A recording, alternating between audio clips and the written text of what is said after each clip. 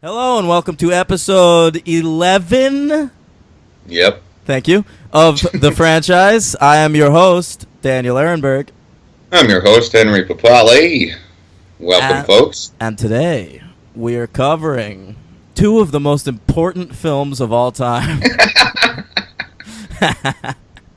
Superman 4, The Quest for Peace, and Superman Returns, the aborted restart to the franchise in 2006. So today we're covering 20 years of a franchise encompassing two films. That's right. And one film that attempts to take off where another film left off 25 years prior in the story order. It wasn't a good idea. We'll get there. Okay. Yep.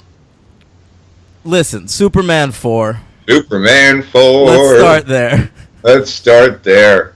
By director Sidney J. Furie. Very noted director, Sidney J. Furie. And he did two famous movies in the 70s. What were they? The Ipcress File. Oh, yeah. Oh, I've seen that with Michael Caine. Yeah, I never did. But and Lady Sings the Blues. Oh, the Diana Ross movie. Yeah. How about that? That's it. Yeah. Go ahead. Who's it written by? I got here Lawrence Connor and Mark Rosenthal. Okay. A couple of Jews. And speaking of which, real quick, I have a correction from last week. Bob Kane was Jewish. I told you, they all are. Yeah, I don't know why I had it in my head that he wasn't. I don't know that he was practicing, but he was born Jewish, which then led me to an entire article about how Bill Finger has gotten the shaft for the creation of Batman for the last 75 years, but we'll get into that. Well, I know all about that because he supposedly created, like, Robin and the Joker and Gotham City. Like, basically, Bob Kane created Batman, and then, like, everything that makes Batman good was created by Bill Finger. Yeah. It's a real Stan Lee, Jack Kirby situation, but I think even more pronounced. Because it seems like Bob Kane didn't want to give this guy any credit. Whereas Stan Lee kind of didn't give Jack Kirby credit for years. Yeah. But also, Stan Lee worked with other artists. Like, you can't give Jack Kirby credit for Spider-Man. Right. But, and Stan Lee came up with the concepts. Right. You know, Bob Kane came up with a very basic outline for Batman, and then took all the credit for the rest of his life. Yeah. All right, sorry. So written by Lawrence Connor and Mark Rosenthal, and we got Christopher Reeve with a story credit on this one. Yeah. Last time that ever happened. Well, kind of wish he maybe would have taken over the screenwriting duties. Who knows what we would have had. I know. I think you know what I mean by that, but we'll get to it. Yeah. Oh, maybe I don't know. Okay. All right. Hey, so this film was released July 24th, 1987. Big summer release. But saw it in the theaters. Did you? Okay. Yeah. 4 years removed from the previous film, though. Because they had a tough time making this one, because the Salkinds, who we talked about at length in the last two episodes, they went bankrupt, right? Yep. So the rights went to Cannon Films, a company that would also go bankrupt in like 1994's. I think Cutthroat Island is the film that bankrupted them. Hey, back to Cutthroat Island. Yeah. Have we talked about Cutthroat Island? Sure, with Rennie Harlan in Die Hard 2. Of course. Yeah. The great Rennie Harlan. The great Rennie Harlan. Yeah. And I believe this film was offered to both Richard Donner and Richard Lester. Oh, boy. And they both turned it down. Oh, boy. I didn't know that. Yeah. Richard Donner had moved on to the Lethal Weapon. He didn't need this anymore. It is unknown who it was offered to first. We don't know. But two fine filmmakers. Hey, I'm getting more and more respect for Richard Donner as we go through this franchise. Let me tell you, my friend. All right, we'll see. I maybe have less respect after this week. Really? Yeah. Less respect for Richard Donner. Sure. Okay. R.I.P., but whatever. He's alive. Really? No, Is Richard he's Donner dead? He's for sure dead. Richard Donner's dead? Hang on, talk about something, and I'm looking this Okay, up. whoa, you could be right. If you are, I'm surprised. Talk about something. All right, yeah, sure. I could talk about one of the reasons this got filmed, had such tough time, and one of the He reasons is alive. Sorry. Thanks. He's 86 years old. Glad we Listen, his last movie was fucking 16 Blocks 10 years ago. You can forgive me. All right, that's fine. I didn't know he did that. Yep.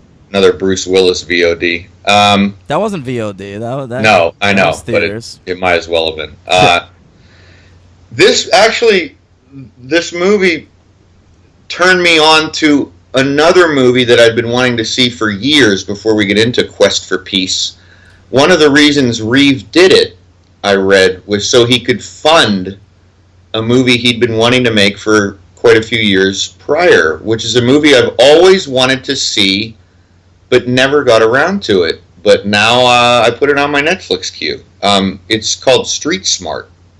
Did you ever hear of that movie? Is that movie where Morgan Freeman's a pimp? Yeah, and it was like his breakthrough role. I remember reading Pauline Kael's review of it and like declaring him a star. I mean, another example of Pauline Kael getting something right. Wait, but before. so Reeve isn't in that movie, right? Yeah, he is. Oh, he is. He plays a reporter in it, trying to break a story, and he fabricates a story. And Typecast as a reporter. Yeah. Yeah, but anyway, so that's interesting. He wanted to make that movie, couldn't get financing. He figured, I'll do Superman 4, and this will help. And it did. He got the movie made. And to much critical success. So. All right. Well, anyway, let's I get thought that was No, it is interesting. I had no idea it had anything to do with that. I thought that movie was from the 70s. Mm-mm. All right. Hey, so Superman 4. Today's Sunday, on the day of recording. I watched this on Wednesday.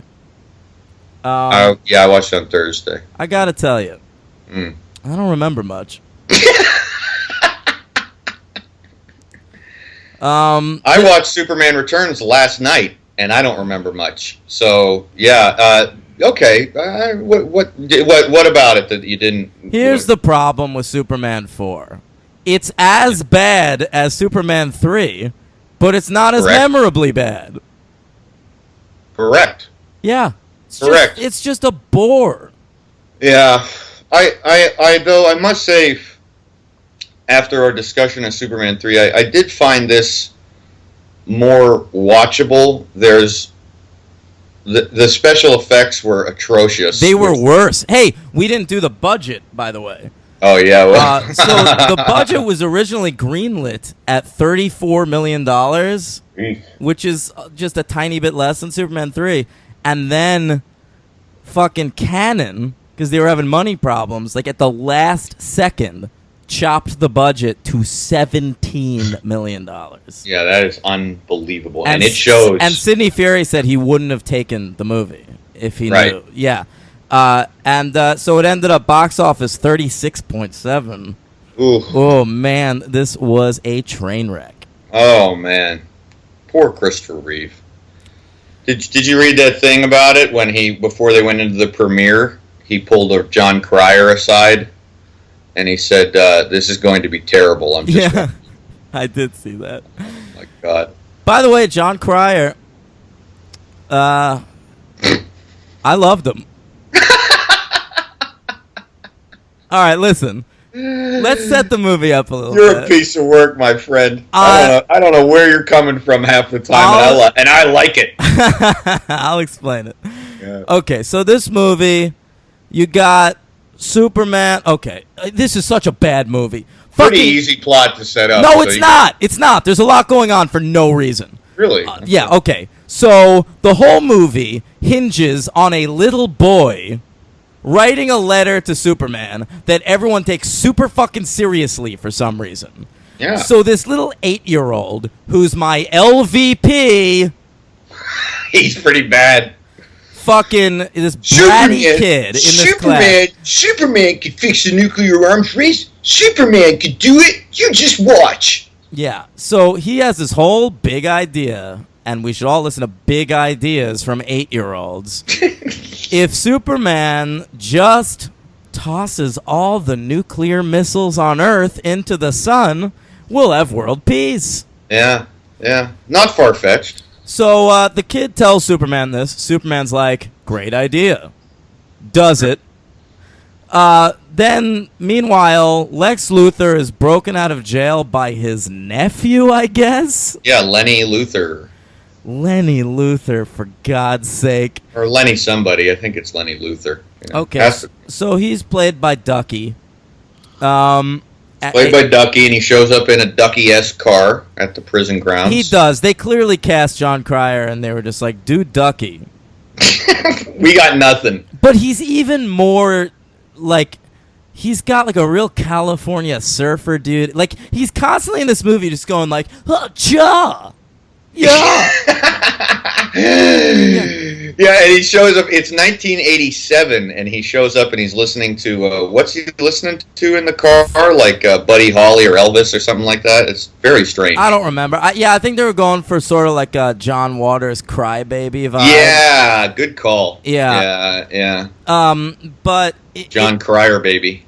Ooh, I like that joke for some reason. But he's great. I think John Cryer, you can't say anything bad about him. It's a horribly misconceived character, but he commits so fully to it. No. He says that a lot. I'm breakdancing. I know. No. Right. There's like a super being that like tosses him in the air and starts like spinning him around. He's like, "Cha, I'm breakdancing." No. Yeah, it's wow. Oh my God. I didn't really know what to make of that character. Anyway, continue. Is there any more to that plot? Yeah, sure. Okay, Gene Hackman returns as Lex Luthor in, I think, his best performance as Lex Luthor. And decides he's going to not accept world peace.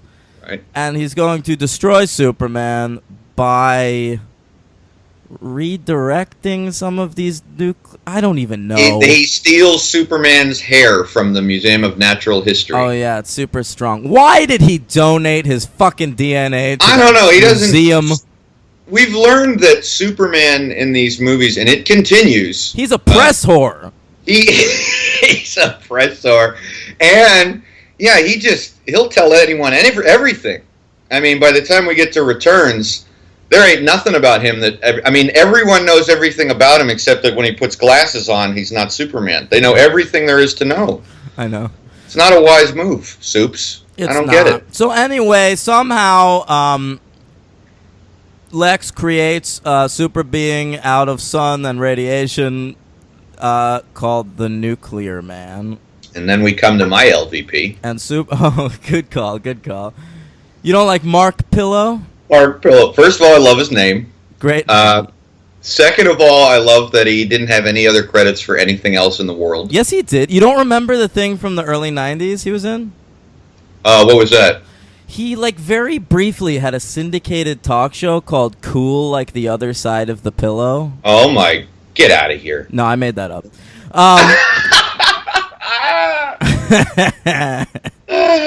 Kind of fooled me for a fraction of a second. I thought I might.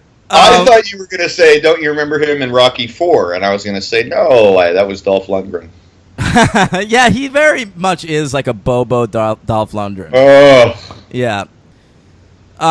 He's sort of like what you might do, like if you sent Dolph Lundgren into the sun, Mark Pillow might come back out.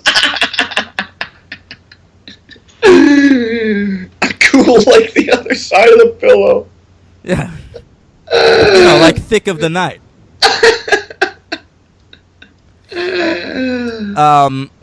He was up for Conan's job, but he was unavailable.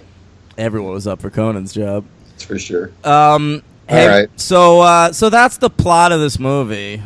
Oh, also the big takeover by a tycoon of the Daily Planet. That's another big. Oh, that's right. You mean what's his name?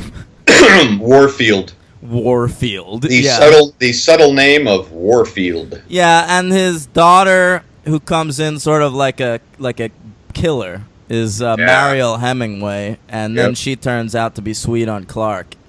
Right. Oh my God, there's that horrible sequence like halfway through this movie where it's like a double date with like Lois and Superman and Mario Hemingway and Clark Kent, and there's all this like him trying to be in two places at the same time. Shit. I only remembered when I watched this movie. I thought I had seen it more, but I guess I hadn't. I only remembered Nuclear Man, John Cryer, and I specifically remembered that double date sequence. When it came up, I was like, "Oh no, I hope it's not going to be as bad as I remember." It's like 20 minutes of the movie. Really long. It goes on forever. However, Superman does cook a duck with his heat vision.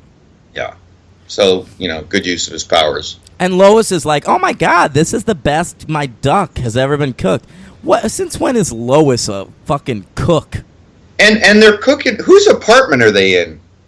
They're in Mariel Hemingway's apartment. Right. So the whole thing was kind of confusing. Like, they're having a double date at Mariel Hemingway's apartment, but Lois is walking around making the dinner. And the whole thing is very bizarre. And I will say, I remember at the very beginning of the movie, I had one moment where I was like, oh boy, I don't remember this at all. And if the movie continues like this, then we have something interesting to hang on to. What was that moment? And then it got dissipated within 5 minutes. Well, I really liked the scene when Clark takes Lois out on the roof and tells her to come with him, and he jumps off the roof and reveals that he's Superman. But that turned out to be a fantasy of Lois's. Well, not a fantasy. Just we used the super kiss again. Oh, remember? Is that what that is? I didn't even fucking know what was going on in that sequence. Yeah, here, let me tell you my notes for that sequence. I don't have any on it. Yeah. I wrote Lois remembers Superman 2, Lana nowhere to be found.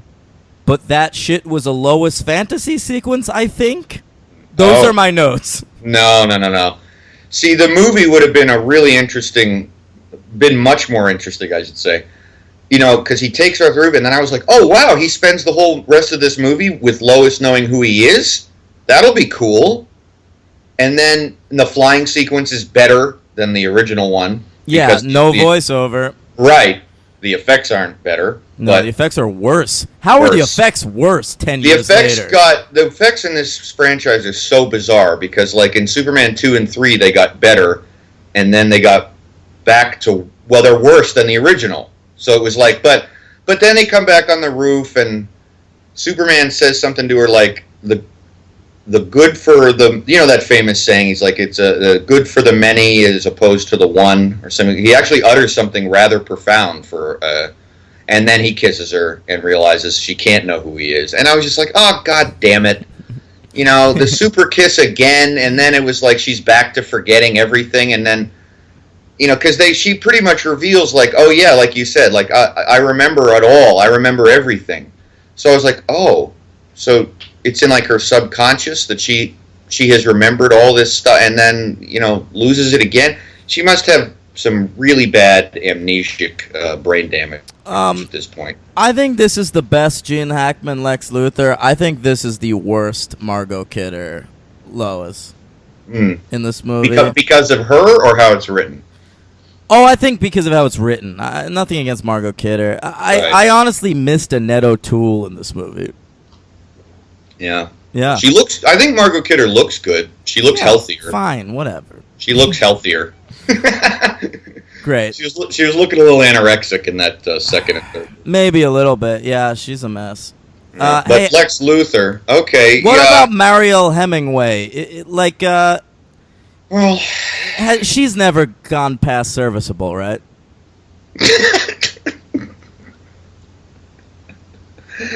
Look, Mariel Hemingway was great in Manhattan. Sure, I knew you have to bring up Manhattan. First things first. She's good in that bad movie, Star 80. Did you see that? No, I've never seen that. It's not a good movie, but she's good in it. She got a lot of critical acclaim for that movie where she played the lesbian runner. I think it's called... oh, shit, I don't remember what it's called. It got a lot of critical acclaim because it... The Fast Runner, Atar Narjuat? No. And it's not the Indian Runner. And it's not that's a Native American film I brought up. The Running Man. Right. And no, I don't. Anyway, people can look it up. Prefontaine? Yeah, people can look it up. It's a movie from like 83, 84, and she got a Chariots of lot of Fire? yes. Okay. And yeah, Vangelis did the soundtrack. Anyway, Mariel Hemingway. I don't know. Vangelis. Every fucking weird, serious movie in the 80s was like scored by Vangelis or Tangerine Dream. Yeah. Hey, man, don't knock Tangerine Dream. Their score for Risky Business is one of my favorite scores ever. Yo, their score for Manhunter is one of my favorites ever. I'm That's not knocking awesome. them. That's I'm just true. stating a fact. I forgot they did that. Yeah. Manhunter. That is a great It's score. an amazing score. Wow. Yeah, yeah, Ooh, yeah. we got to do those Lecter movies at some Yeah, I point. want to do those big time. Yeah. Yeah. We got like 5 of them. At least. I God think. damn. And I could talk about that TV show. I watched every ep. And we get to talk about your boy, Brett. Brett? Yeah, Ratner. Oh, Brett Ratner, my mortal enemy. Sure. Sure. In real life and in movies. Great story also because it involves both of us. That's true. It's a great, like, Dan Henry. We'll tell it. We'll tell it as soon as we cover X-Men or Rush Hour or fucking Right. It's whatever. true. We got plenty of ops. Yeah. Yeah. So, Quest for Peace. I have nothing to say, man. Look, it's terrible, but it's. I thought it was watchable. I found it more watchable than Superman 3 only because I guess it's ridiculous, but in a very conventionally bad movie way. Like Superman 3 was so bad in so many ways that I just was so puzzled. It was like trying to do like a triple Rubik's Cube, figuring out why and what and when and how this movie got made. 4 was just an aborted, honorable attempt, I think. And this will come back to my original point when we started. You asked me why I thought Christopher Reeve should have maybe contributed more to the story. Yeah.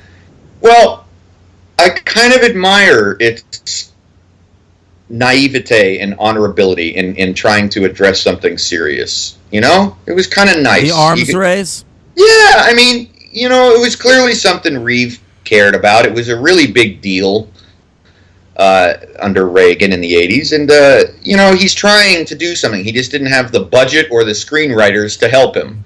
I like the scene where Superman addresses the UN and everyone in the crowd is like in their native garb. Like no one's wearing a suit. They're just Isn't like, that how it is in the UN? oh, you mean like Inuits are just dressed as Eskimos and shit? Like it's ridiculous. Inuits. Yeah. I don't know if Eskimos have a seat at the UN. I'd have to look into that. Good point. But it really is. It's like, you know, and the delegation from Kenya, and then they like cut to a guy with a fucking bone through his nose or some shit. Yeah, Sarah Palin was there representing the Russians. It was cool. It was neat. Wasn't Sarah Palin like born that year? No, she was like in her 20s. Probably. She's like 50. Yeah. Yeah, she did. Yeah. Hey. She could have contributed writing to this movie because the movie didn't know what it was talking about either. So Couldn't she have could been any worse. No, put Sarah Palin as there as Lacey Warfield. I could see her as Lacey Warfield. Sure, why not? Yeah. Why Powers. not? You know. Mariel Hemingway breathes in space. I noticed that too. Fucking, what are you doing? That was great. I like that Nuclear Man has a crush on her inexplicably. That you notice how that scene just like jumps to him out of nowhere, just shoots out of the sky and like, where is the woman? Yeah, one of his few lines. Like, he's got all his lines are in Gene Hackman's voice, right? Right. Like, I mean, could we talk a little more about the Nuclear Man? This is Sure, not please. a character from the comics. This is an invention of the movie. I don't know why we're getting to the Nuclear Man in the films before we get to, say, Parasite or Brainiac. Like, Bizarro. sure, Bizarro. Why not? I watched the deleted scene. Oh, yeah? Oh yeah, and let me tell you something, buddy.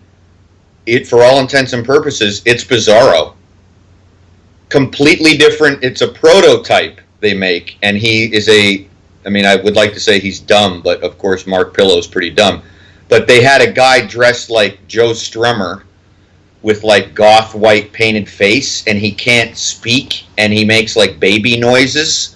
That's And kind there's of an- interesting. And there's an entire filmed scene where Superman's talking to him like he's a child and saying, "Come on now, son, I don't want to fight you." And they have this really awful scene where they fight outside of a Burger King. And they're knocking each other around until essentially Superman kicks him into a Coke sign, product placement. Man, I've and seen a lot of fights outside Burger Kings, man. yeah. You don't want to fuck around in those parking lots. But yeah, I'm sorry that you probably.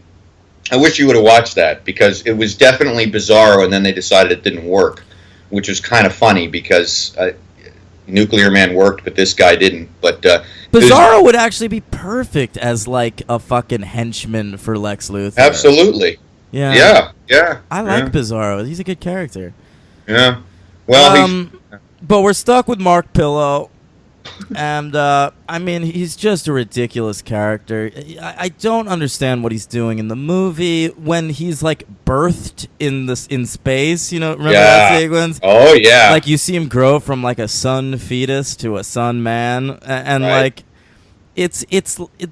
the special effects are so bad. It looks like in the like opening credits of the Teenage Mutant Ninja Turtles cartoon when you see the little turtles grow up into the it's fucking true. It's ninjas. not far off. Yeah. No, it looks like that. Then, yeah, he makes it to Earth for some pillow talk. Oh, Pillow Talk. That should have been my fake title for that talk show. God damn it. Got you, buddy. Yeah, Nailed it. you did. So his weakness is having a ray of shade put on him. Anytime he just walks into something that isn't lit, he's down for the count. Yeah. That was cool. That was a good weakness. Yeah, I don't really know what to say. He lifts up the Statue of Liberty, carries it. I mean, he's just basically fucking around with Superman. I thought one of the only cool parts was when Superman does get scratched by him and he's kind of hurt and sick and dying, essentially, and they show Reeve with, like, the white hair in another deleted scene. Why did I watch 2 deleted scenes? There were a ton of deleted scenes. There were, like, 15 on this DVD, and I watched 2. And it had him really dying and kind of grotesque looking, like he was rotting. And they cut that out. Yeah, that would have been too interesting. Yeah. Exactly. I don't Quest, know. Quest for Peace, Superman 4, 2 stars. All right, wait, I'm not there yet. I No, I know. I'm just throwing it out there. I didn't know. I want to throw out just a couple observations. Please. Hey, how about Jim Broadbent, Academy Award nominee, hanging around this movie? Yeah, that was really bizarre. Yeah. I guess he hadn't started working for Mike Lee yet. yeah, that's true. He's a real Mike Lee man now. I think Jim Broadbent, I generally think Mike Lee. I gotta confess. Yeah, even though Jim Broadbent is to Mike Lee what Hector Elizondo is to Gary Marshall. what a horrible comparison. And what John Ratzenberger is to Pixar. Jesus Christ. No offense to Jim Broadbent. Yeah, okay, so the movie ends. Oh, wait, how about Clark doing aerobics because it's 1987? That was great. Another aerobic sequence. Got that in Back to the Future. We got it back. The late 80s were obsessed with gyms. I love gyms. They loved them. Yeah, it's amazing. Big deal. The big deal. Working out, doing aerobics. No pain, no gain reference. Yeah, that was big. Yeah. Clark wearing like a sweatsuit with a towel tucked into it. You know, I know. Emphasize his dorkiness. Yep. Reeves still pulling off the dual role though. Listen, he's doing still his committed. best. Still committed. The movie ends with Superman sending John Cryer to a priest-run Catholic school called Boys Town. Yikes. Too harsh a punishment, Superman. Yeah, that's for sure. Send him to jail. Yeah. Better. Go to jail. Your fucking anus will be tighter. Sorry, I was taking a swig of coffee there. Mm-hmm.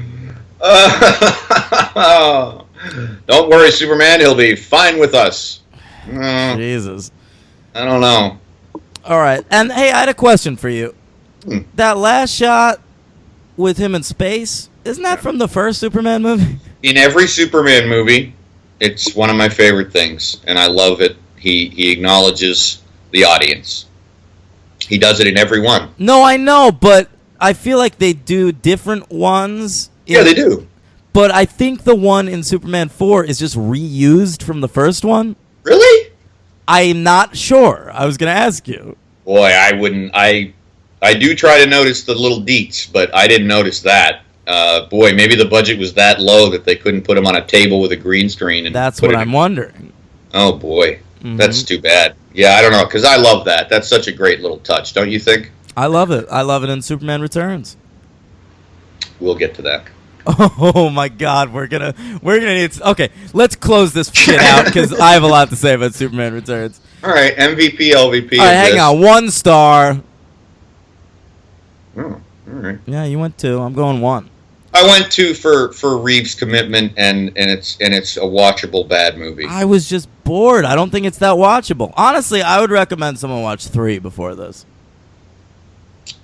I mean, I might too, but yeah, I mean, I agree. But again, the star rating, I'm not gonna go 1. My LVP's Pillow Talk. My MVP's Reeve. You put Cryer in there, huh? My MVP's Cryer. He bugged me. I know he's a product of what they were doing and of the 80s, but he was just so fucking dumb. He was my Otis. Oh, yeah, absolutely. But you know what? This movie was so fucking boring. At least Otis would give me something to get mad at. Like, I'm looking for anything here. Yeah. I mean, Hackman's good. I still hate that score they give him. But... well, it wasn't really John... Well, he did return for this, like, fully, didn't he? No, I'm not sure, but they certainly used a lot of his themes. You could tell our interest in this movie is really oh my God, it's fucking boring. Yeah. Don't watch this one. A full-on don't watch. Oh yeah, you're right. He just did. It was Alexander Courage who did the music. That's amazing. Yeah.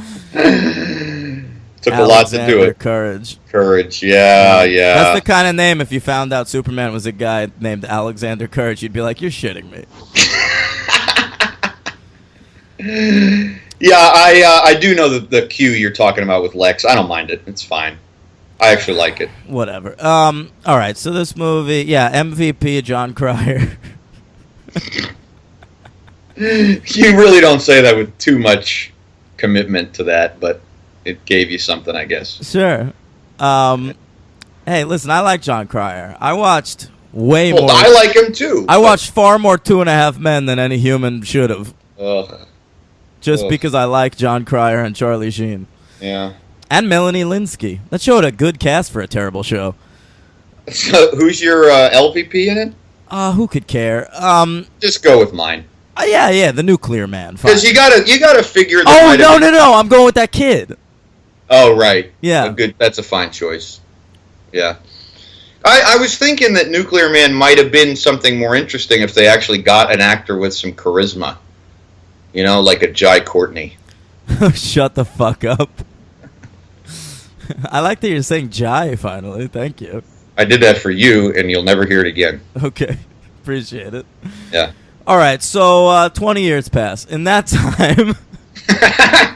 okay, so a lot of shit happened. Yeah, give us the rundown. Franchise. Go ahead. Okay, so first, there's going to be a Superman 5. The Salkinds are going to return... Reeve was supposed to return, and the story was going to involve the bottle city of Kandor. Which probably would have been bad, right? Yeah, I think so. If they would have done a budget of $15 million, yeah. Okay, so then Cannon folds. John Peters gets a hold of Superman. All right. Now, and never lets go. No. Okay, so John Peters is a fella who got famous off of being Barbra Streisand's hairdresser. Yeah. And he became a producer after that. Of course he did. So he hires a bunch of people. He produced the fucking first 2... Or he produced the Batman movies, right? Yeah, he had a hand in it. Yeah. But he got big off of that. Like, he had a lot of clout in Hollywood in the 90s. And One of the most hated people, I would say. I did some reading on John Peters. Not a lot of people admire this man. No, he's a nightmare. He's a nightmare. And I mean, listen. Okay, so one of the things he does, he wants to, after the death of Superman storyline in the comics, he's desperate to make that into a movie. And that is by no means a classic comic book storyline. It's just, it sold very well. Right. I bought it. Yeah, me too. Read every fucking issue. I did. And, World Without a Superman, the Funeral for a Friend. Remember all those fucking crossovers?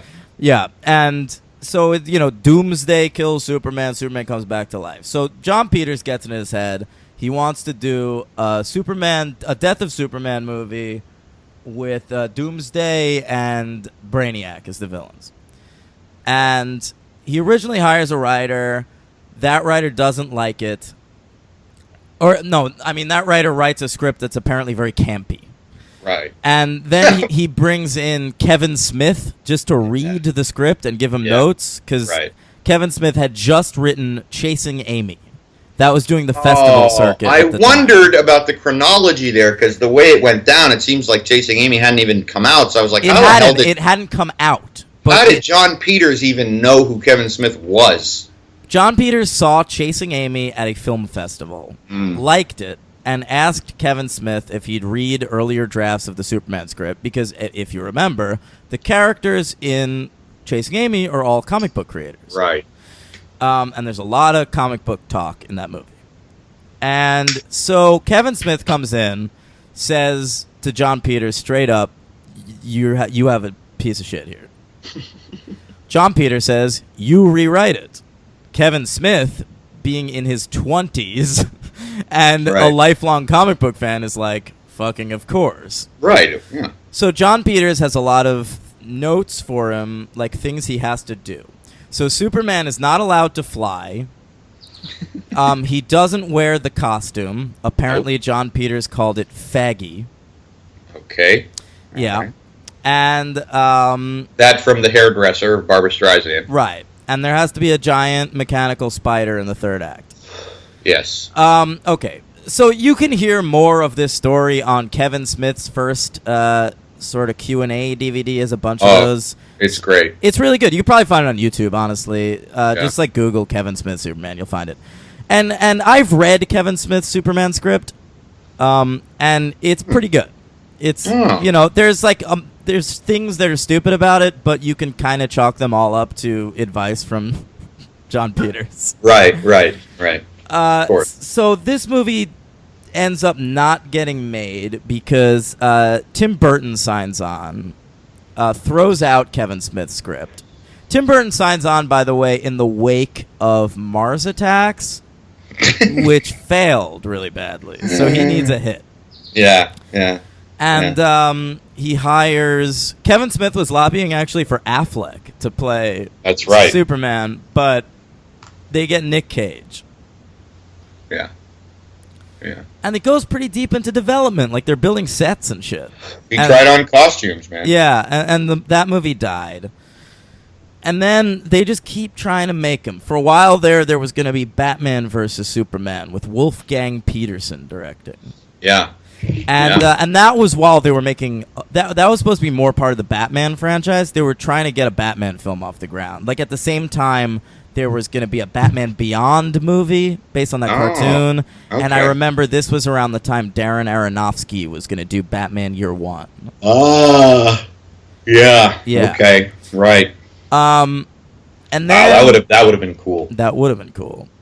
Okay, and then there's another movie that comes into development called Superman Flyby, which I've also read the script of, but it wasn't called Flyby on my copy, so I don't know how they got a hold of that. Yeah. So that's a script by J.J. Abrams, and this is before Hollywood let J.J. Abrams direct things,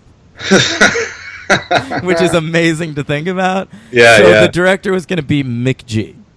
McG. Yeah. And didn't he have prior commitment on Full Throttle? I believe he was going to do it right after. Oh, maybe that could be right. I read that he eventually his involvement, he was involved with Full Throttle, so he just kind of dumped it. Sure, and he was producing The O.C. But yeah, so that movie never got off the ground. That's a fucking great script if you've never read it. I read all these fucking scripts back in the heyday of like Ain't It Cool News. Remember that site? Yeah, sure. Sure. Isn't that Harry Knowles? Harry Knowles, and he used to leak shit, and now he's sort of like indebted to the studio, so he doesn't do that so much anymore. But that script is interesting, but it would have driven people nuts, including me probably, because the big reveal is that Krypton never blew up. Like at the end of the movie, he goes back to Krypton and talks to his parents, and like the second movie was supposed to like take place entirely on Krypton, which would have been terrible. Yeah. Yeah. So I mean, J.J. Abrams had some really good ideas. There's some fun action sequences, but I'm sort of glad that movie never got made. Yeah. Meanwhile, in this time, there were 2 TV shows. There was Lois and Clark. That's right. Did you ever watch that? No. That was no desire. It was boring. I watched it. They made it into a movie though later. Lois and Clark. Are you gonna say Superman Returns? Yeah. Anyway, go ahead. Lois and Clark with Dean Cain and Terry Hatcher. The great Dean Cain. Yeah, and I remember when they were trying to make like Superman Lives, like there were people on the internet going like, "Just get Dean Cain, he's great." And I was like, "What are you talking about?" And the same thing happened. The next TV show they did was Smallville over on the WB network with a teenage Clark Kent in Smallville, Annette O'Toole as Martha Kent, John Schneider, the great John Schneider, a big fan, as Jonathan Kent. What do I know him from? Dallas, probably. He was in the Dukes of Hazzard. Oh, John Schneider. He was one of the boys. Yeah, just the good old boys. Yeah, sure. The blonde one. Yes. Yeah, he's in real life. He's a big right-wing nutcase. Yes, yeah. but he's a good actor, right. And he's Jonathan Kent in that. Okay. And the Michael Rosenbaum is good as Lex Luthor. That show is a good cast. Tom Welling, like the lead, is Clark. He's not that great. But like everyone else around him is really good. Like Kristen Crook is fucking gorgeous as Lana Lang, and like Allison Mack is this girl. She sort of plays his best friend in that. It's got a fun cast. John Glover, do you know that actor? I do. Yeah. He always plays like a criminal generally. He's Lex's dad, and he's fantastic. All right. Yeah, and that show went on for 10 seasons. I've watched 4.5 of them. Okay. Now, I just want to tell this story real quick. You might even remember this because you were there. I think I know what you're going to say, but go ahead. One year on Black Friday. That's right. Yep, I do remember this. I went to Best Buy, and I'd never watched much of Smallville before. And this is like after the show was like over, or maybe it was in its last season. Yeah. And they had all the seasons on sale for $8 a piece. Yeah. And I was like, it's a Superman show. I bet it's good. And I bought, sight unseen, 8 of the 10 seasons. That's insane, man. Yeah. And that's $65. Yep, I spent that.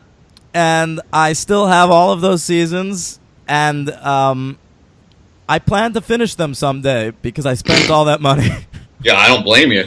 But yeah, I'm like halfway through season 5 right now, and it has its spikes. Like every so often it gets good. Christopher Reeve showed up, and that was great.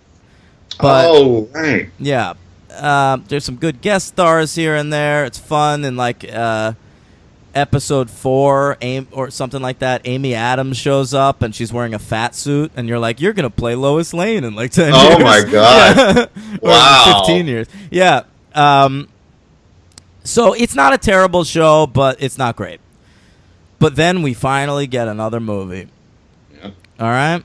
Yep. It's Bryan Singer coming off of X2, right? So he's got some clout. That was a hit. He's got a lot of clout. Critics loved it. He'd done Usual Suspects, X-Men, X2.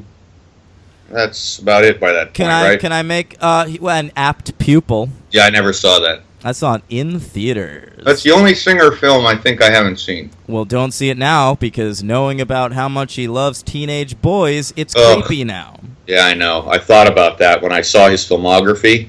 I was just like, I'm gonna pass. You can't see a Bryan Singer movie without a little boy in it, Ugh. and it's a bummer. Let's get this right out of the way. Bryan Singer diddles little boys. Yeah, he was accused of sexual assault on multiple occasions, right? Of people trying to become actors. There's essentially. a fella in Hollywood who would throw parties, Right. and invite young ingenue boys to attend under the guise of you'll get to network and meet reputable filmmakers. One of those filmmakers being Bryan Singer. And they'd go there, and then all those reputable filmmakers would play with their dicks and never put them in anything. That's just, ugh. I mean, it's beyond reprehensible. It's one of those things that you can't, there's sometimes you can separate, the director or artist from their dubious personal life. This is not one of those things. I'm going to try to do that as much as I can in this podcast. Well, of course. But he's a piece Right. of shit. But he's the worst person we've come across so far.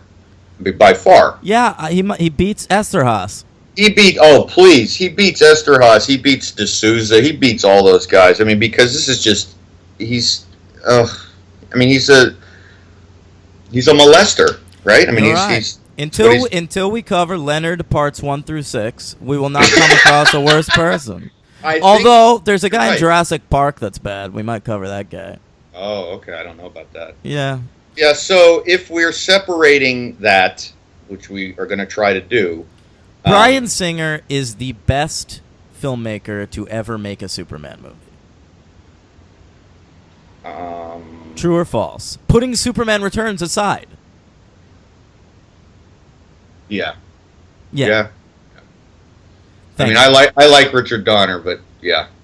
But Bryan Singer made The Usual Suspects. Right. 3 very, very good X-Men movies. I haven't seen Apocalypse yet. I actually loved Valkyrie. Valkyrie's a good movie. Yeah. Am I missing stuff? He did Jack the Giant Killer, but let's not talk about that one. I didn't see it. And I saw it in theaters. Really? Yep. Based on Bryan Singer, yeah. Yeah. I don't know. He's just, but no, of course, he's a great director. What are we forgetting? Valkyrie. No, that's it. We hit everything. Okay. The X-Men films make up a big portion of his output. Sure. And he had a movie right before Usual Suspects called Public Access, it wasn't. Right. That was also Christopher McQuarrie, I believe. Okay. Yeah. Yeah. He talked about it. I listened to him on a podcast once. There's no question. Bryan Singer is the best director to tackle a Superman franchise. Okay, so this is written by journeyman, screenwriters Michael Dougherty and Dan Harris. They do a lot of rewrite work. I didn't know their names. I didn't know them. Well, Singer had worked with them a lot on X-Men 2, and so that's why they're here. Okay. Yeah. But they're not big names or anything. They have a lot of uncredited screenwriting work. Let's put it that way. Yeah. Okay. Yeah, they're script doctors. All right. They're like a lesser William Goldman. Yeah, something like that. Yeah. So this movie was released July 14th, 2006. Big summer release. Budget, I think I might have seen it opening weekend. I probably did. Yeah. Budget. $204 million. A far cry from the previous films, 17. And it goes on to a box office of $391.1 million. And this is one of the original movies where it's the box office is a big number, but they still didn't make their money back because the budget's so high. And that's where we're at today, where Batman vs. Superman, Dawn of Justice, which we will cover next week, made something like $870 million or something like that. Yeah. And was considered a failure. Yeah. But this really was considered a failure because it basically doubled. It didn't even double its budget. And then they had all the... It didn't tank, though. Like, they tried to make a sequel to this movie for a few years after it. Right, and you know, what was I going to say? Also, this was one of those movies too that I probably lost a lot of money from like recouping its expenses making toys and all that kind of shit. Sure, toys, marketing, all that. Because John Peters is a big guy for that. I'm going to mention that. yeah. Did you read that? Like that's one of his biggest concerns with any movie he makes. One of my favorite John Peters stories from Kevin Smith was when he saw Chasing Amy at like a film festival. Do you remember there's that character Hooper? He's like a gay black comic book creator, of course. Yeah. Played by like a little indie actor named Dwight Ewell.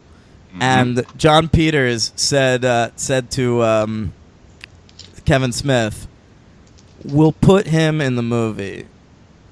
And Kevin Smith is like, "You want Dwight Ewell to be in the Superman movie?" And John Peters was like, "Well, it'll be like a robot who's like Superman's butler at the Fortress of Solitude. We'll sell a lot of toys, and we'll make Dwight Ewell the voice." Where is John Peters from? Like, what is the barbershop? He makes like someone like Robert Evans look like Akira Kurosawa. You know, I mean, he is. I think from now on, when I think of Hollywood producer in the worst sense, I'm just going to go right to John Peters. He's horrible. He's the worst. He is the epitome of for our listeners here, if you ever wonder what producers do, the bad ones do everything John Peters does. And yet somehow he came out with an excellent film, Superman Returns. Jesus. 10 years later, haven't seen it since theaters. I hadn't either. I thought I had, and I had not. So that was... I think it's really good. Yeah. Well, if you're the one that hates it, fucking go at it. We getting into it? Yeah, let's get into it. All right. Well, no, I'm going to surprise you right off the bat, all right? Okay. I was very surprised that certain things about it that annoyed the living fuck out of me when I first saw it didn't bother me at all. For the first 45 to 50 minutes, I actually thought it wasn't bad. Okay. I didn't. Because when I saw it in the theater, I had really big expectations. Like we talked about a little bit last week. I rewatched 1 and 2. You know, Bryan Singer was top of his game. It's before we knew any of this other crap about him, so I didn't have any of that in my head. And I was just really excited. I remember specifically seeing the trailer for Superman Returns and being so excited. I thought it was great. They used the John Williams cue, and you hear Brando's voice, and I was like, oh, this is going to be awesome. Oh, yeah. Should I set up the plot really quick? Well, wait. Let me. Okay, go for it. So I'm watching it. I went into it with a mistake. Sometimes now in my older age, I really try not to do, but sometimes still can't help it. I.e., Batman versus Superman: Dawn of Justice. But I went into it with really high expectations, and it just. I was so angry when I was watching it. I hated everything about it. The tone mainly. I just thought it was just awful. But I think 10 years have passed. I've mellowed a little bit in my harsh criticism of it. I've hated on the movie for so long. There have been so many bad superhero movies since that's right. And that I think helped. And so I was actually very relieved when it started out and it got going, and I was like, okay, you know what? Not as bad as I remember it. And that lasted until about the 1 hour mark. And then the final 1 hour and 34 minutes, let me repeat, listen. Final 1 hour and 34 minutes, I was like, hey, I can't defend off. this. I can't defend this length. Turn it off. I had no recollection it was that fucking long. Me neither. 2 hours and 34 minutes. What are you doing? I mean, it made, and we'll get to it next week. I know Man of Steel is long. I don't know if it's that long, but it's close. Dawn of Justice is that long. Yeah, well, right. I think it is, yeah. But this movie, you'll see when you watch. Dawn of Justice is we'll get to it. I don't want to talk too much about it, but I didn't feel the length when I watched that because it's so fucking kinetic constantly, as you know, Zack Snyder. But this movie just drags. Oh my God! And I'll get into my other problems, and you get into your highlights. So set up the plot and let's get to it. I've got problems too, and my biggest problem is the pacing. So you hit the nail on the head. Well, yeah, right. That's one of the problems. Go ahead. All right. So this movie, it is slavishly faithful to the first two Superman movies. It ignores 3 and 4, but it is in the continuity of the first two, right? Yeah. So it takes place 5 years after the second one. Is that right? Yes. And Superman has been away to visit the remains of Krypton, I guess. And he comes back. He returns, you might say. And he finds the world pretty much the same, but Lois is sort of not married, but in a faithful relationship with James Marsden. Yeah, Cyclops. And has superhero count 1. Yeah, that's right. And has a kid. And yep. Hey, listen. What, you're going to complain about that? You need a kid in this movie, Henry. What's Bryan Singer to do between takes? You said we're not going to keep coming back to that, but if we are, then whatever. I think I do think there's a thing like that where there's just always like a young kid. It's weird. It's too creepy to think about. Yep. There's too much other horrible shit in this movie, but go ahead. All right, so that's basically a thing. Lex comes back. He's like regained his fortune hilariously through marrying a dying old woman. Yeah. I actually loved that sequence. I remember when I saw it in theaters, I thought it was terrible, and I watched it last night, and I actually thought it kind of worked. I thought it was fucking great. It was very funny. Yeah. It was, yeah. I'm already giving you stuff. You should be very happy. I appreciate you giving me anything on this. Yeah, and I'm not done. I still have some positive things to say. So okay. And, go ahead. I mean, and so he's going to displace... using the crystals from the Fortress of Solitude, he's going to displace America and build a new landmass and sort of sell land on it and become... Sound familiar, audience? It should, because it's the exact same plot of Superman the movie. Yeah, except Superman the movie had to rush through it in like 2 seconds, and I didn't even understand what his plot was in that movie. Really? It's done so much better in this movie. Really? You didn't understand the plot when Gene Hackman explains it thoroughly to Superman and shows him a map on the floor and explains it all, and instead in this one they take 2.5 hours for him to throw a fucking crystal and displace and kill billions and repeat the exact same line for line, about how his dad taught him 2 things, and Miss Tessmacher says... It's not Miss Tessmacher. Right. No, it's not. You're right. Kitty Kowalski. Absolutely not Miss Tessmacher. And she goes, get out. And he goes, no, my father told me after he said that. Land, Lex, land. It's the thing that people will always need. Okay. So that's okay. Just a quibble. Okay. Just a quibble. Okay. So that's done much better in this movie. And then, all right. Let's get into the cast. We'll get into is that the plot? That's the plot, right? He's going to displace America, killing billions, but then he's going to sell off the land and become the richest man on Earth. And he wants to kill Superman with a shard of kryptonite. Yeah. It's standard Lex Luthor. Fucking unbelievable. Okay, yeah, right, all right. And by the way, his jokes in this are funny. No, they're not. Yeah. But I don't blame that actually on the script. I blame that in what I'll probably the only time I'll ever say this is Kevin Spacey's horrible performance.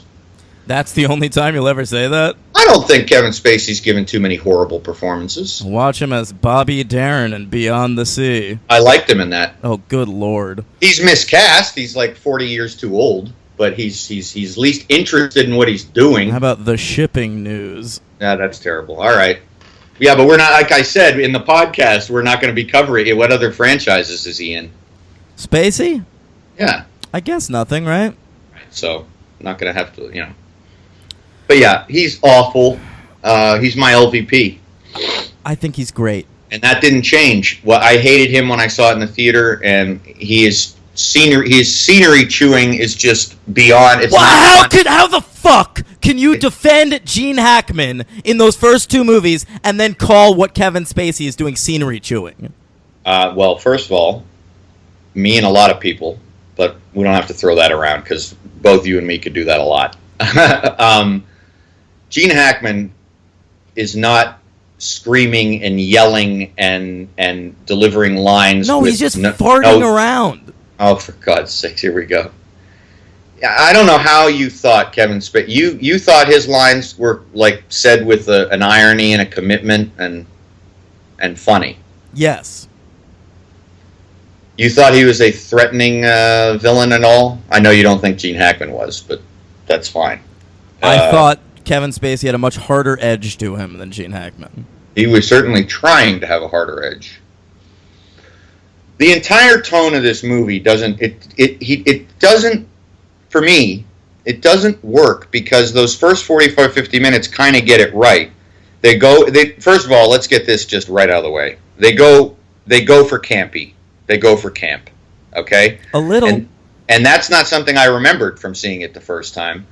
It's fucking campy to the extreme. It's not to the extreme because Bryan Singer knows what didn't work in those Richard Donner movies, and he gets rid of them. I disagree. The sequence when he's spying on Lois Lane and her house, floating outside her bedroom. That's not good. Look, I'm not saying it's a perfect movie. I know you're not, but you got to give me these points when I give them to you. Somehow, I got to ask your opinion on this. I don't know how this happened, because the X-Men movies, I thought this aspect of them was great. I did not remember that the special effects in this movie fucking suck. What are you talking about? He still is flying, and it looks terrible, and every shot is like a soft lens, idolatry close-up of Brandon, help me with the last name? Routh. And it's like they look terrible. I was very surprised. I don't even know what you're talking about. I think the special effects are very bad. They're fine. They're 2006 superhero movie special effects. They're as good as Spider-Man 3 or whatever. No, they're not. They're not. That's why I was kind of surprised. I had no intention of picking on this movie for that reason. That was the least of my worries. And then I was like, Jesus Christ. I was like, what's going on here? He's still flying over water, and it looks like a goddamn green screen. I thought they were very minimal, and I can't fucking wait to watch Man of Steel next week now, you fucking asshole. Well,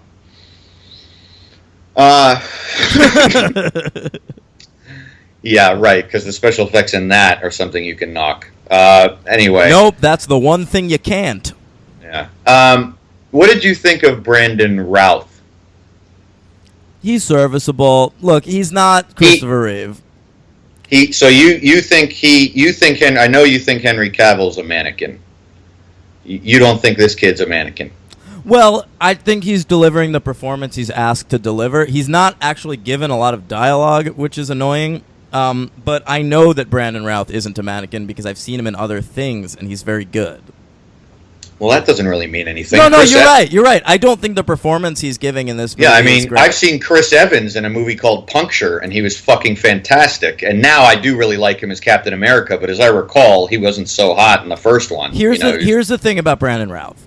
He's a TV actor. He's a TV actor asked to headline a movie franchise, and it doesn't quite work. Okay, that's a problem. That is a problem. And I'll say Brandon Routh, he was great in a very important recurring role on the show Chuck, and now he is a part of the DC Universe again on first Arrow and now Legends of Tomorrow. He plays the Atom, which is probably a superhero more befitting him. Minuscule in stature and ability. Not ability. He's I know. He's very likable. He's Ant-Man. Yeah, he's more Ant-Man than Superman. He's Ant-Man's a better character, but he's cast because he looks like Christopher Reeve. Of course he is, and Bryan Singer probably thought he was hot. So, did you see that he brought in Daniel Cudmore, who played Colossus in X-Men 2, No. Oh, is he one of the henchmen? No. He auditioned for Superman. Oh. And, like, they must have fucked at some point. Why is he bringing that guy in? Yeah, there's just, there's so many...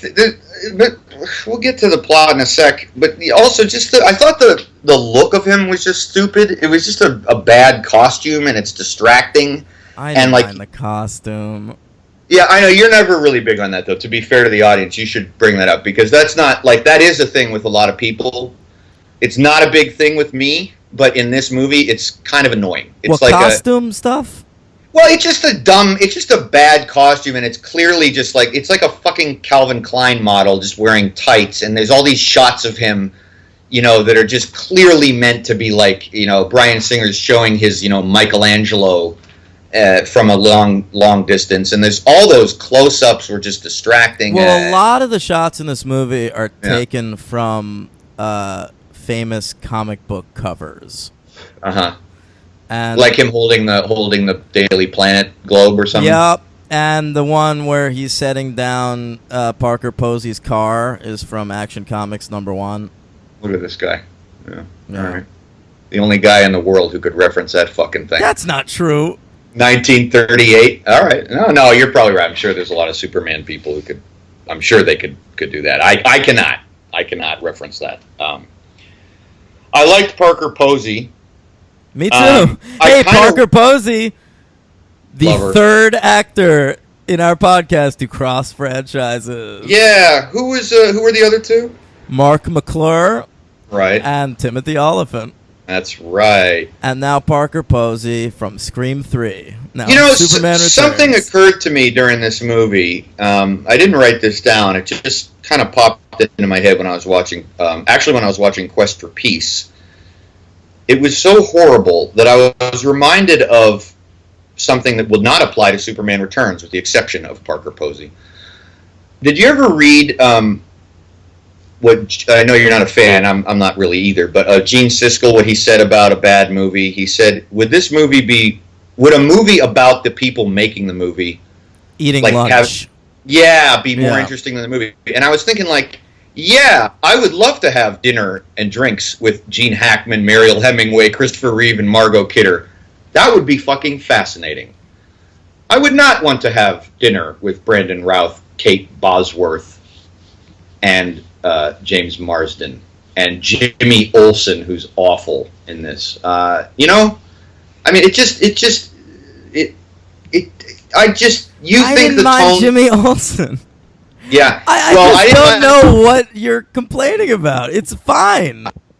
No, it's camp. It's just camp. Everything's overdone. It's overdone. Every little joke, every little nuance is like, boop, boop, boop, boop, boop. It's like over the top. That's how I felt about the first two. That's fine. You're allowed to feel that way. I'm just telling you that's exactly how I felt about this. And his fucking kid is in it way more than I remember. By the way, I didn't remember the kid having such a pivotal role, and it's so dumb. It's just a dumb movie. I think it's made with good intentions, and I think the first 45 minutes work. But after that, I mean, by the time Superman is killed for like the third time, and then he's rushed to the hospital, come on. You like that when he's put on a gurney and rushed with oxygen going into... I mean, what was going on there? What the fuck was happening?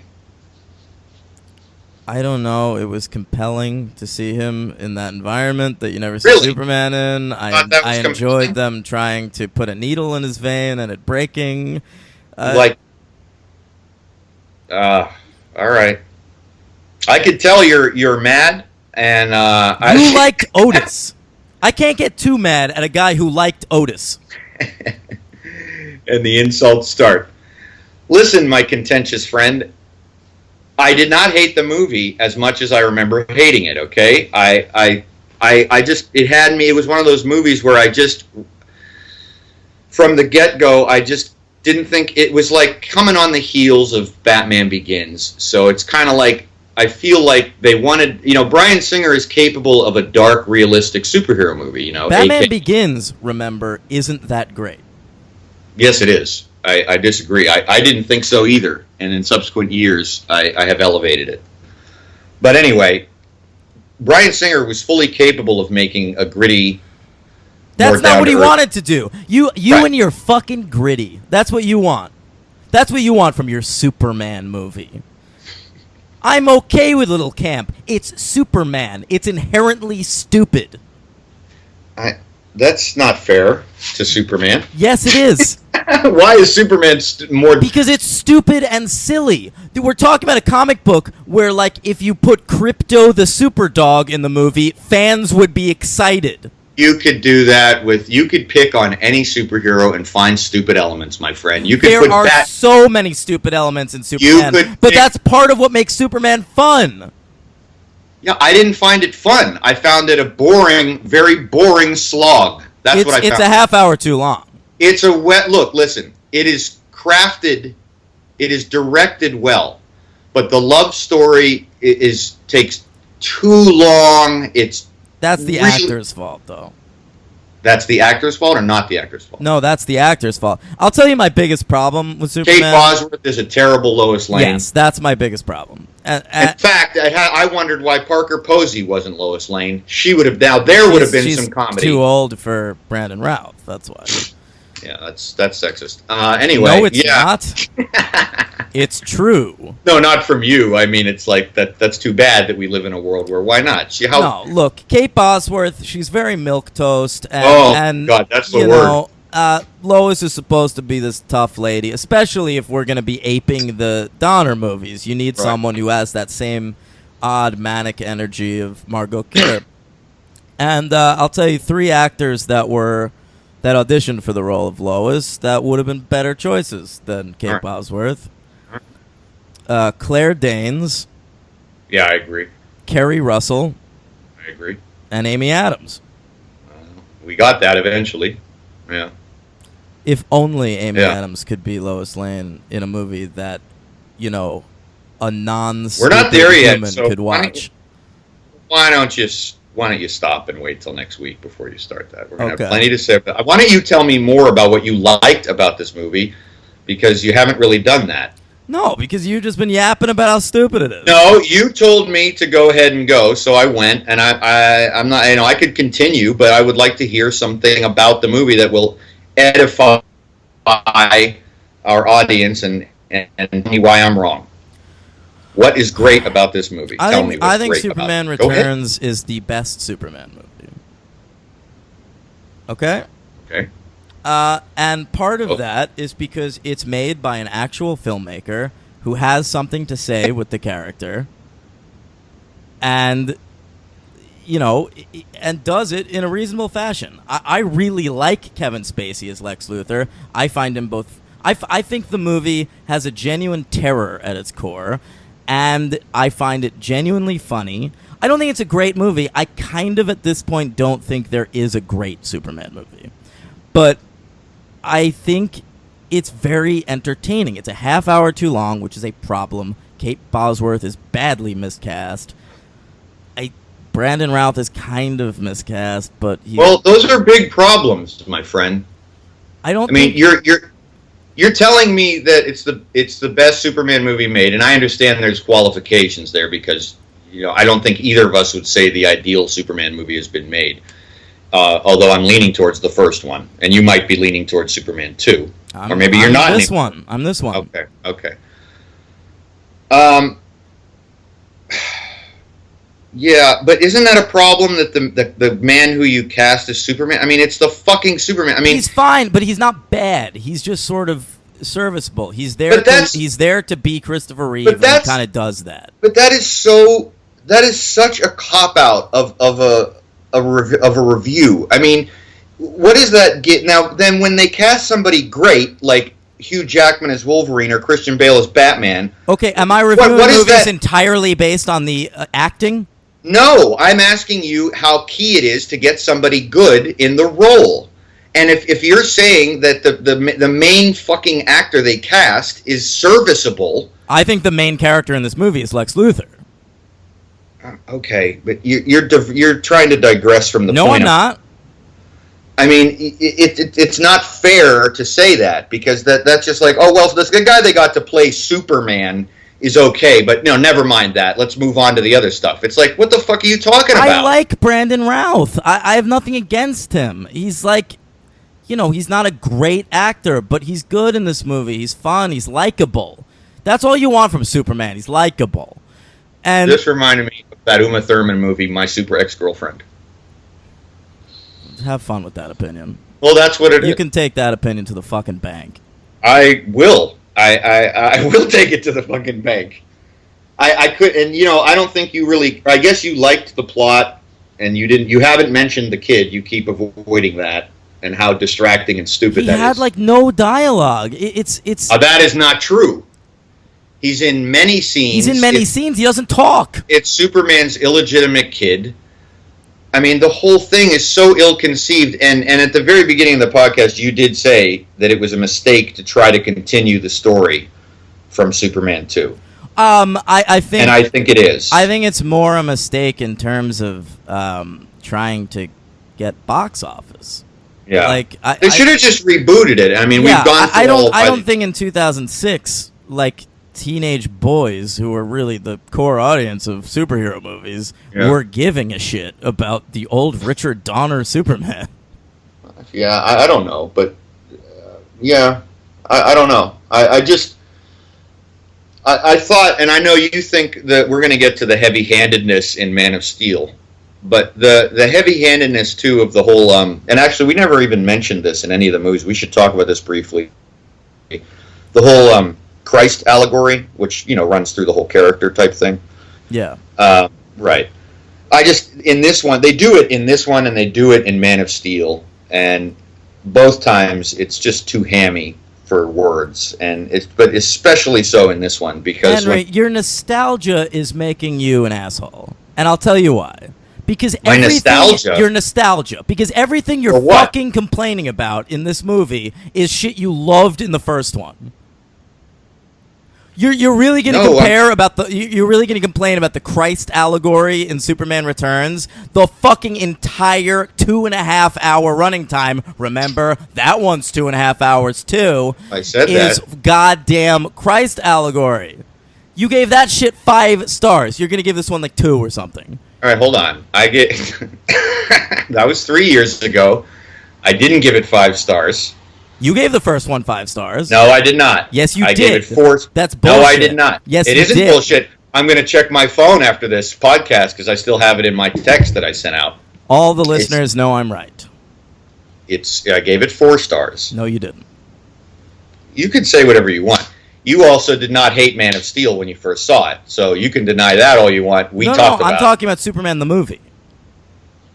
Oh, I'm sorry. I'm sorry, my friend. I'm sorry. I thought you were talking about Man of Steel. Yes, I did give it 5 stars. You're right. Yeah, and I stand by that. But you're not. Either I am not articulating myself correctly, or you are twisting my opinion into nostalgia, which it is not. I watched this fully trying to just watch it as a Superman movie. I believe I succeeded. I enjoyed the first 45 minutes. That's a lot to give you, my friend. That's more than you're going to. I think you're fine to not like this movie. I think it annoys me that you like it so much less than the first one, considering that they're very similar movies, and this one's directed better. This movie has none of the humor the humor worked for you. It didn't work for me. The first movie's humor, there's not a single scene in the movie between Superman and Lois Lane that works, unlike every scene except for the voiceover flying scene, like when she interviews him. There's a lot of scenes in the first Superman movie that don't work between Clark and Lois. I don't agree with that. I don't think their relationship really works for me until Superman 2. Yeah? You didn't like the interview on the terrace in the first one? It's alright. Okay. Well, I think the magnetism of the stars is important, and I think casting is important. I believe that it's a very strong component of the movie. And I'm not saying if they would have gotten a different guy to play Superman, maybe I still would have felt the same way. But I just couldn't get behind. Look, the bottom line is I could not get behind the story. you're forgiving things that I just, you're forgiving the editing. You're saying that the running time is too long, but you don't care. You're saying that Lois Lane is milquetoast, but you don't care. You're saying Brandon Routh isn't very charismatic, but you don't care. That's not a rave review to me. I'm not giving this a rave review. I'm just defending it. Why? Because it's the best Superman movie. That's fucking insane, and I'm not alone there. And I don't know why. I mean, it's relative to you, I guess, because you don't think there was a great one. So it's not right. So it's not like comparing X-Men Origins Wolverine to like X2. No, there's a much wider gap between those movies. Right. And I think there's a much wider gap between the Reeve 1 and 2 and this. A huge gap. That's where we differ. Yeah. I mean, definitely we differ. But, look, I tried, man. I was surprised that I went into it and liked what I saw for a while. And then it just goes off the rails. And maybe you're right, too, that it just, for the tonality of it and the kind of going, skimming the line between being campy and being serious, I just didn't know where it was going, because it had like that, it had some of the monumentality of the first one, and then just goes into just sort of stupidity, and it was like a mixture. It was like a mishmash of Superman and Superman 3 in terms of just not knowing what it is. And I knew what it was. Yeah, I didn't feel that way. I didn't think it was a terrible movie. I don't. I did before I watched it, but I don't think it's a terrible movie now. I just think it doesn't work, and it's too long. And everything else I said. I don't know what more I can say. You don't need to say anything. I'm just saying, like, when we're done with this process, I'm not going to watch a Superman movie for a long time, and when I do, this is probably the one I'll go back to. Yeah, see, and I'll be watching Superman. All right. That's my Superman movie, the first one. For all its flaws, I would love for Bryan Singer to have made a Superman movie with 1978 Christopher Reeve and Lex Luthor, Kevin Spacey, and Amy Adams, Lois Lane. That's my Superman movie. Yeah, I just I don't know. Kevin Spacey was kind of a conundrum for me. I loved him, man. Come on. Can I just say my favorite part of the entire movie? Please do. When he's chatting with Lois, and he's on the ship. Yeah, and she's all like, you'll never get away with this. And he goes, no, say the other thing. And she goes, didn't like it. And she goes, Superman will never. And he gets up in her face and just goes, wrong! I thought that shit was hilarious.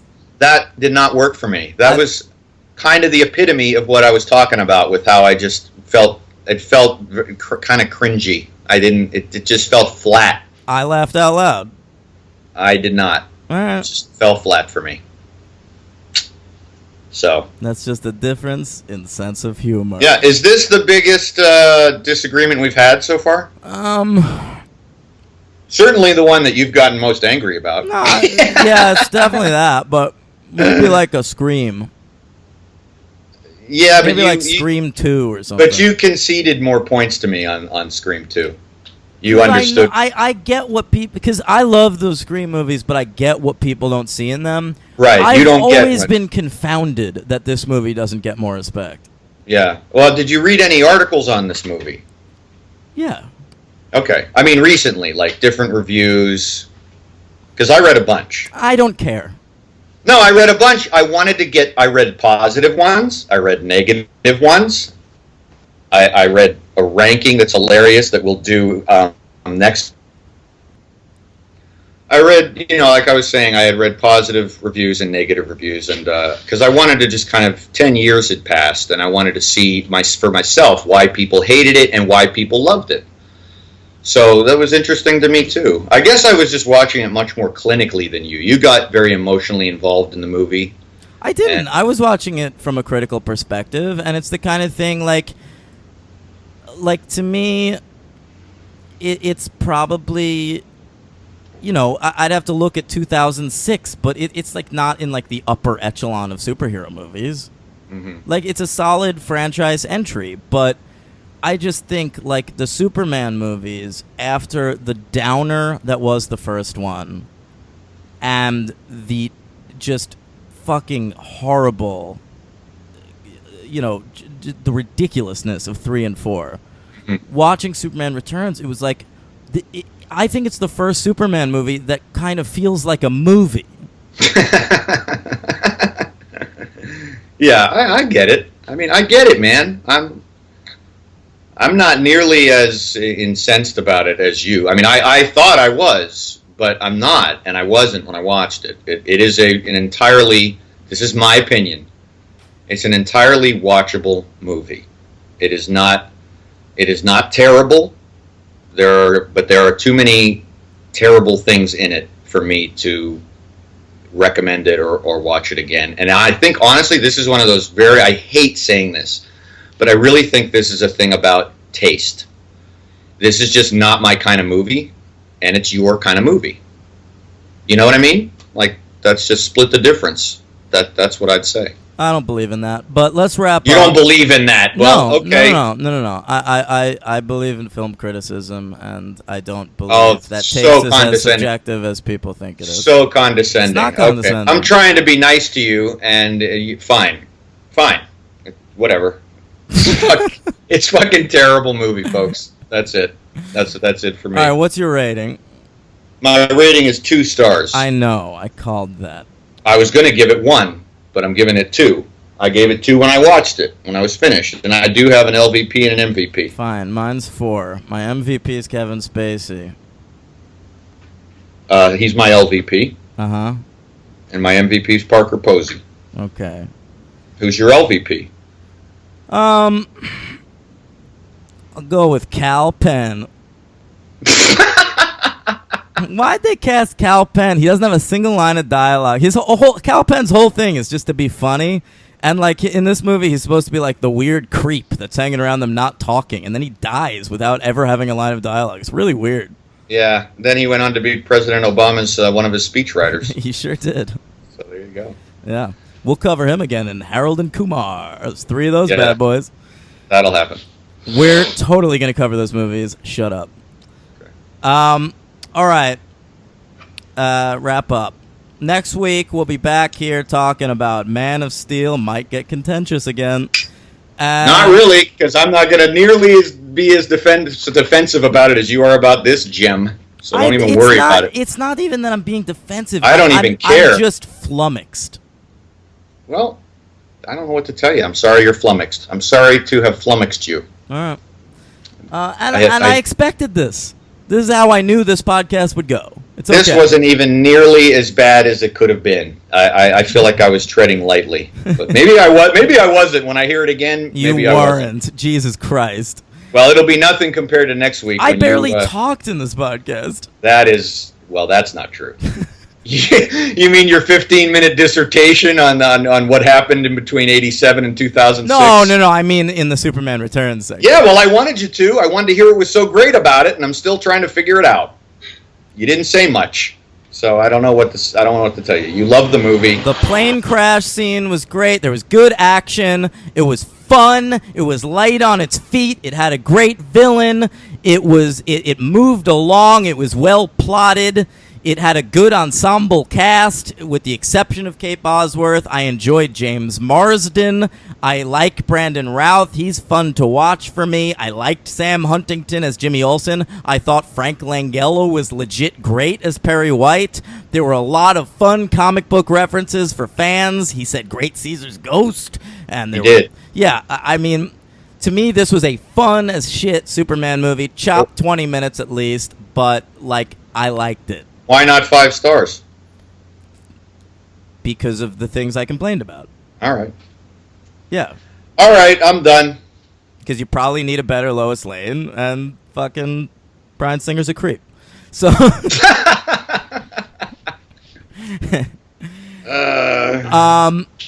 All right. We'll be back next week for Man of Steel and Batman vs. Superman: Dawn of Justice.